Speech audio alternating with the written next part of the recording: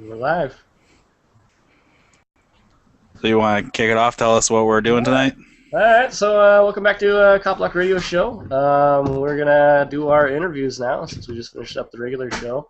Again, you have me, myself, Adam from Spokane CopBlock. We have Eric from Ohio CopBlock and freerockpress.org, right? .com. .com. Excuse me. And then also we have in with us tonight we have Travis from SeattleCopBlock. He's gonna fill us in and update us on what's going on over in that neck of the woods with tomorrow's May Day protests and their goals and what they're trying to do out there tomorrow.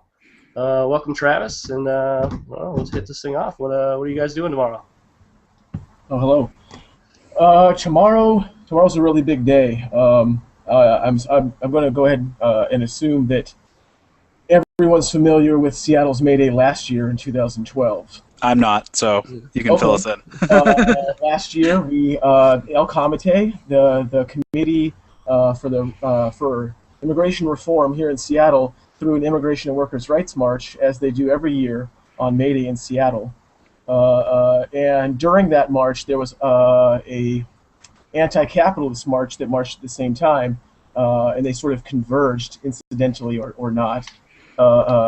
Whether, I don't know if it was on purpose or not, I have no idea. But there ended up being some windows broken by people, and did not respond very well to it. People in general, people who were interested in police repressing such things, found that they did a very poor job. And so this year, they have vowed to double their police presence. Some are saying in the hundreds. We're talking like 500 cops. All new tactics. They've changed they swapped their chiefs around. All the precincts got new chiefs or whatever. And they're fully committed to making sure we maintain the status quo downtown. Now let me bring up this. Now last year the participants that broke out windows. Now weren't those your everyday regular black dressed, black hoodies, masks guys with boots breaking windows and starting violence to make protests violent? Wasn't that the case with that last year? I'm not sure what you mean. Well, just the you hear a lot with protests that end up turning into riots or get out of hand most of the time. The provocators that end up starting them to make them violent are usually in full black outfits and black masks and riot shields and guns and tasers and pistols full of ammunition and tanks. No black-clad anarchist has ever tased anyone to death. No black-clad anarchist has ever brought a tank to a protest. Yes. The people that are there to riot, they come with their guns and their clubs and their matching uniforms and their face masks and such. That's just what I've noticed. Is I don't think I have to explain the dichotomy there. Most of the time, it ends up being the police that end up provocating these situations into something much more than they need to be. It goes both ways. Yeah. It goes both ways. Sometimes they're provocated, sometimes they're not.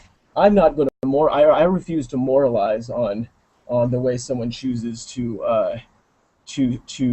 protest, or the way someone chooses to fight back against a system that is unfair. I can't make that decision for anyone. So I refuse to moralize on it, but I do know that some people smashed windows. Yeah. Whether I find it was effective or not, it happened, and you know, I think that's valid. Right. So you're pretty heavily involved in SeattleCopBlock and participate in that a lot, don't you? Yeah. I'm mildly involved. Yeah, sure. I would say I'm involved, certainly. Okay.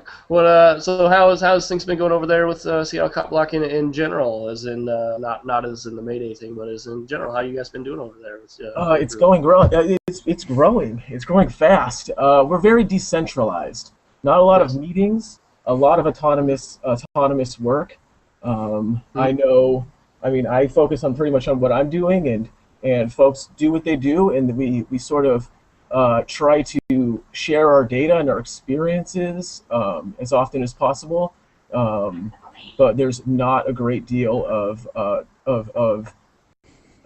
rigid organization or anything like that. It's real easygoing. I love it. It's been one of my more enjoyable activist experiences.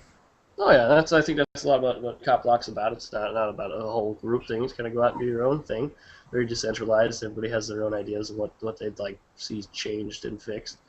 Their own opinions on that. I've been seeing your guys' YouTube page has been blowing up pretty heavily. You guys put new videos up all the time. It's That's what I mean. yeah. People We'll are. put a link up. I know you guys advertise all the time about sending your videos to you guys to put them up, and you guys have been doing a really good job with that. Yeah, actually, one of the things that we've really been adopting whenever we can is when we go somewhere, we go early and we chalk. We chalk on the sidewalk and on surfaces, and actually give our email address and say send your police footage to the SeattleCopBlock at Gmail address, and so it's sitting there before people leave it. It's already in their face, and they know who to send it to before anything goes down, and I think that's really helpful. Especially to the early arrivers and such, and to the late arrivers who come later. It's really cool. It's a cool idea, and Tim sort of spearheaded here, and I thought it was brilliant. No, that's good stuff. So, what are your guys' goals for tomorrow? As far as I know, you guys were asking for people to come out and help film and like that. What are your guys' goals for tomorrow and doing what you're doing tomorrow? I think the best way I can put it is a data-driven narrative is the way I put it. I want to be able to have enough data to put together a narrative of Mayday, of the police action on Mayday. I want to be able to say, should a police officer do something untoward, I want to be able to know before there's a problem who that officer is, where they belong, and what their orders are. And I mean, we have the ability to do that. I think we have the capability. Whether the data comes and aggregates in such a manner that allows us to do that with the data, I don't know. But I know that we have the possibility is there, and I'm not stressing it too much. I'm kind of trusting the SPD not to get out of hand. Not that I trust the SPD, so I mean, but I'm trusting that their leadership is going to be keeping a stiff leash on them, and they'll have specific orders, and if we can sort of root those out beforehand, we can figure out sort of how to best keep track of the ones who want to harm people. Nice. So, you got any questions, Eric? I guess some of the what I'm at least reading, that it almost tends to be co-opted each year by some sort of socialist movement. Like you said, you guys ended up having kind of the two groups clash last year, and I'm wondering what kind of the vibe was like before that happened. Last year, before the outbreak of destruction. Yeah. Okay. Well, I can't speak to it. I was not actually present for that. I'm not sure what the feeling was exactly like down there. I was doing communications work down on the other side of downtown at the time, so I wasn't actually present for that. I rely on the footage that was given to me of the event. But if you look at the footage, I mean, it just sort of happens. And actually, if you watch the footage, certain footage, you'll see that you'll kind of see the lack of proper planning and execution on the SPD's part. When you see these bike cops roll up, talking to their shoulders, and then stand there for several minutes while some fellows in black break some windows, or I mean people in black, I should say. Who knows? I have no idea what their genders are, but some folks in black broke some windows, and the police stood by and watched them do it, and that was because of a lack of leadership on SPD's part, and they're making an effort this year to change that. But it was generally relaxed, from what I understand. and they got tense for several seconds, maybe a few minutes, and then they ran off into the crowd, and that was that. It's kind of interesting. I encourage people to look up the Seattle May Day 2012 videos and take a look at them, and you'll see that the SPD definitely zigged where it should have zagged or whatever, which was good for some people and not good for others, and it's whatever. But they have vowed to be on top of things this year, and I want to be there to be on top of them. Cool. Good stuff. Now, where exactly can people find your guys' videos at? So, I know your guys' YouTube channels, but it's not actually Seattle CopBlock. It's like just C or right? What's that? Your guys' YouTube page is it's not actually Seattle CopBlock. It's what's just C CopBlock or? Let me find out exactly for you. It is it's youtube.com/user/CCopBlock, SEA CopBlock, yeah.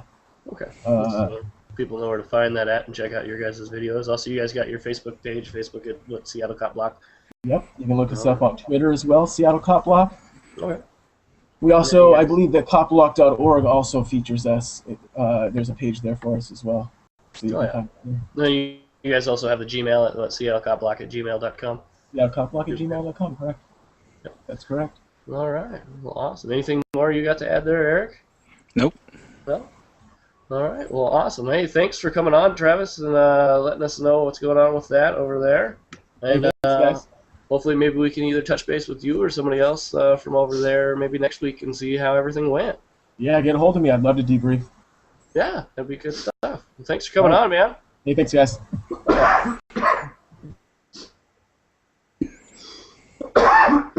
Well, I think it was a pretty good interview, Eric. I guess we will talk to everybody later. Unfortunately, we didn't get to get your other gentleman, Jacob, in here. He doesn't have a mic, so we couldn't get him on the interview. So we will try again in the next few days and hopefully get his interview up on here. We've been trying. Hopefully we can get more people who would like to come on and talk about what they're doing. I think that is definitely nice to hear, to be able to hear some of the stories of the people who have the boots on the ground, so to speak. Oh, yeah. I'd love to get you guys. If you guys want to get on the show and support your local group and let us know what's going on, just get a hold of us. We'd love to bring you on. It doesn't have to be a Tuesday night. Just whenever you're available, we can get on here and we'll do an interview with you guys. Yeah. Get your guys' name out and word out. Definitely. Yep. Well, we shall talk to you guys later. All right. See ya.